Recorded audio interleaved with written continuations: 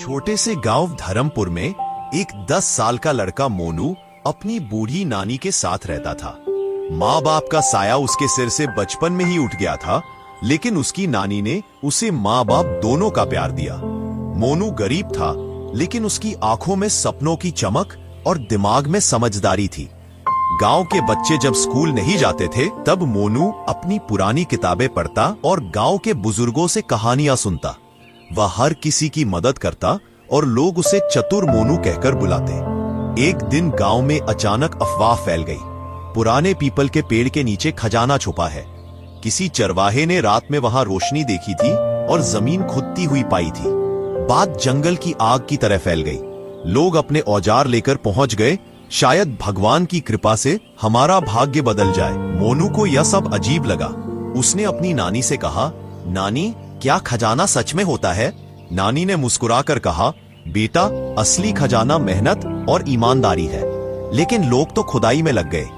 अगले ही दिन गांव में अजीब घटनाएं होने लगी। रामू का बछड़ा अचानक गायब हो गया। बच्चों ने बताया कि एक साया पेड़ के पास घूमता है। गांव में एक डर का माहौल बन गया। अब लोग कहने लगे, ये खजाना शापित है, वहां कोई भूत रहता है। लेकिन मोनू को ये सब बातें समझ नहीं आई।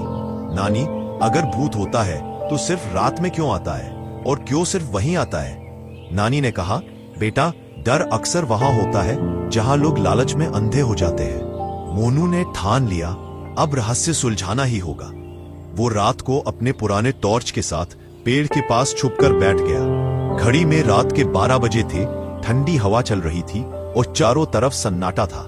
अचानक झाड़ियों में सरसराहट हुई। मोनू सांस रोककर छुपा रहा। कुछ परछाइयां दिखी और फिर उसने देखा 3 आदमी छुपकर जमीन खोद रहे हैं। उनमें से एक की आवाज पहचानी, गांव का जमींदार रघुवीर सिंह। वो गुस्से में बोल रहा था, जल्दी करो, खजाने की बात फैल गई है। अगर किसी ने असली सुरंग देख ली तो सब चौपट हो जाएगा। मोनू सब समझ गया। खजाना झूठा बहाना था। जमींदार ने ही अफवाह फैलाई थी ताकि गांव वाले डरे और वह उनकी जमीन हड़प सके।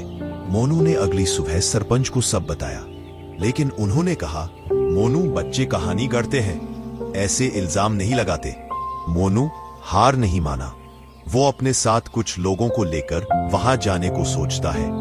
दूसरी रात वो फिर गया और अपने साथ कुछ गांव के लोग और सरपंच को लेकर जाता है। इस बार पूरे सबूत के साथ जमींदार और उसके आदमियों का सच सबको दिखाता है। अगले दिन स्कूल के मैदान में गांव की मीटिंग हुई। सरपंच ने सबके सामने जमींदार और उनकी आदमियों की सच्चाई बताई। जमींदार रंगे हाथों पकड़ा गया। गांव वालों का गुस्सा फूट पड़ा। जमींदार को पुलिस के हवाले कर दिया गया और उसकी जमीन जब्त कर ली गई। उस जमीन पर गांव वालों ने मिलकर एक स्कूल बनवाया, जिसका नाम रखा गया चतुर मोनू प्राथमिक विद्यालय। नानी की आंखों में आंसू थे, लेकिन चेहरा गर्व से भरा था। मोनू अब हर बच्चे के लिए प्रेरणा बन चुका था। इस कहानी से हमें शिक्षा मिलती है कि लालच में आकर इंसान अंधा हो सकता है, लेकिन सच्चाई को ज्यादा देर तक नहीं छुपाया जा सकता। समझदारी और हिम्मत से कोई भी उम्र का इंसान बदलाव ला सकता है। असली खजाना पैसा नहीं, चरित्र और शिक्षा होती है।